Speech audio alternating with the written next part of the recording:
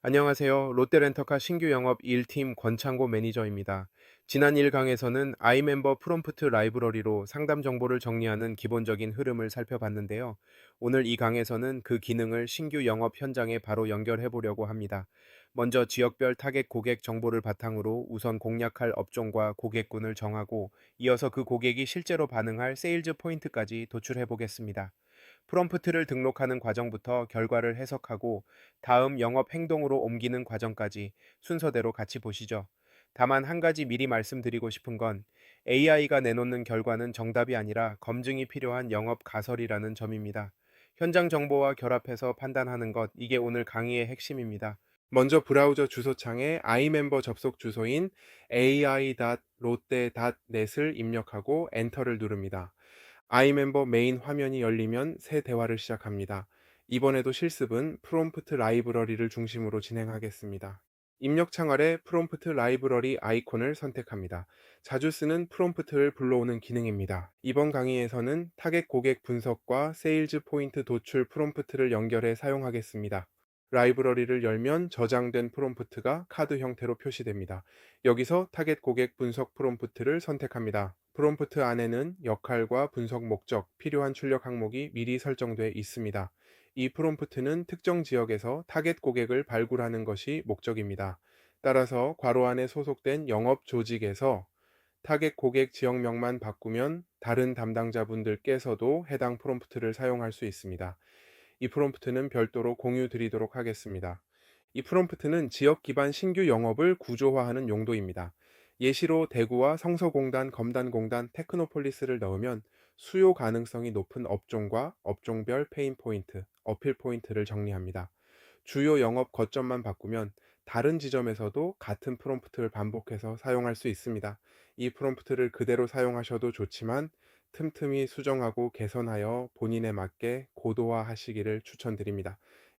이제 프롬프트를 직접 등록해 보겠습니다. 프롬프트 입력창 하단 프롬프트 라이브러리 버튼을 클릭하셔서 이 화면에 들어오신 후에 나만 프롬프트 생성 버튼을 클릭하고 제목은 롯데렌터카 타겟 고객 설정으로 입력합니다. 프롬프트 설명에는 지역과 영업 주요 거점을 바탕으로 신규 공략 업종을 정리하는 용도라는 점을 짧게 적습니다. 이는 임의로 작성하셔도 무방합니다. 프롬프트에는 먼저 역할과 상황을 넣습니다. 어느 지점의 장기 렌터카 영업 담당자인지, 주요 영업 거점은 어디인지, 이번 달 목표는 무엇인지 명확하게 작성합니다. 이어서 수요 가능성이 높은 업종 3가지, 업종별 고객 니즈와 페인 포인트, 롯데렌터카가 제안할 수 있는 방향을 요청합니다. 지점명과 주요 영업 거점처럼 매번 달라지는 부분은 쉽게 바꿀 수 있도록 표시해 두는 것이 좋습니다. 보시는 바와 같이 구조화된 프롬프트가 작성되어 있는 것을 확인하실 수 있습니다. 다음으로 추천드리는 모델은 아이멤버 코어 최신 모델을 선택하고 업무 성격에 맞는 카테고리에서는 업무 범위를 설정합니다. 스킬 선택에서는 필수로 웹 검색, 두뇌 풀가동, 다트 옵션을 모두 체크합니다. 보다 원하는 답변을 얻는 데에 도움이 되실 겁니다. 특히 웹 검색 스킬은 필수로 체크해 주시면 좋습니다. 영업 담당자가 타겟을 발굴하기 위해 리서치를 직접 했던 것을 웹 검색을 통해 아이멤버가 대신 빠르고 정확하게 해주기 때문입니다. 태그는 본인이 언제든 쉽게 알아볼 수 있도록 기입해 주시면 좋습니다. 필요한 옵션을 확인한 뒤 프롬프트 생성 버튼을 누르면 라이브러리의 새 카드가 생성됩니다. 이렇게 하면 저장한 프롬프트를 한 번의 클릭으로 불러올 수 있습니다. 다음부터는 지점명과 영업 거점, 월간 목표처럼 달라지는 정보만 수정하면 됩니다. 한번 이 프롬프트를 제출하여 결과를 보겠습니다. 프롬프트를 실행하면 수요 가능성이 높은 업종 3가지가 먼저 제시됩니다. 예시에서는 자동차 부품과 운송 장비, 기계와 조립금속, 전기전자와 첨단 기술이 우선순위로 나왔습니다. 이어서 업종별 페인 포인트와 렌터카 어필 포인트, 기존 고객과 신규 고객 구분 기준, 공략해야 할 기회가 있는 타겟들이 정리됩니다. 아래에는 집중 공략 타겟과 첫 제안 메시지, 미팅에서 나올 수 있는 질문도 나옵니다. 이 결과는 영업 가설이므로 실제 고객 현황은 영업 담당자가 교차 검증해야 합니다. 결과에서 중점적으로 봐야 할 부분은 이번 달 집중 공략 타겟과 선정 근거입니다. 왜 지금 공략해야 하는지에 대한 근거를 확인합니다. 분석이 끝나면 나중을 위해 필요한 문장을 선택해 복사하고 결과는 활동 내역에 저장해 두겠습니다. 저장한 대화는 나중에 다시 열어 타겟 선정 근거와 영업 전략에 활용될 수 있는 소중한 리서치 자료가 될 수 있습니다. 같은 프롬프트를 기간별로 실행해 결과를 쌓아두면 답변들을 비교하기 쉬워집니다. 저장되어 보관 중인 답변 내역을 확인하러 가보겠습니다. 메인 화면 하단 프로필 클릭 후에 프로필 상세의 내역 화면으로 들어오실 수 있습니다. 하단 대화 보관 내역을 확인하셨으면 클릭하시면 됩니다. 보시는 바와 같이 답변이 저장되어 있음을 확인하실 수 있습니다. 아이멤버의 유용한 기능 중 하나입니다. 방금 답변 중에 이번 달에 집중 공략해야 할 타겟 정보를 별도로 저장해 두겠습니다. 여기까지 이번 달에 집중 공략할 타겟군을 정하고 그 분석 결과를 저장해 두는 과정까지 살펴봤습니다. 이렇게 타겟이 정해졌다면 영업은 이제부터 시작이 될 것이고, 타겟 고객에게 실제로 무엇을 어떻게 제안할 것인가는 매우 중요해집니다. 다음 단계에서는 방금 저장해둔 타겟 고객 정보를 세일즈 포인트 도출 프롬프트에 그대로 넣어서 고객에게 맞춤형 영업 전략을 만들어 보겠습니다.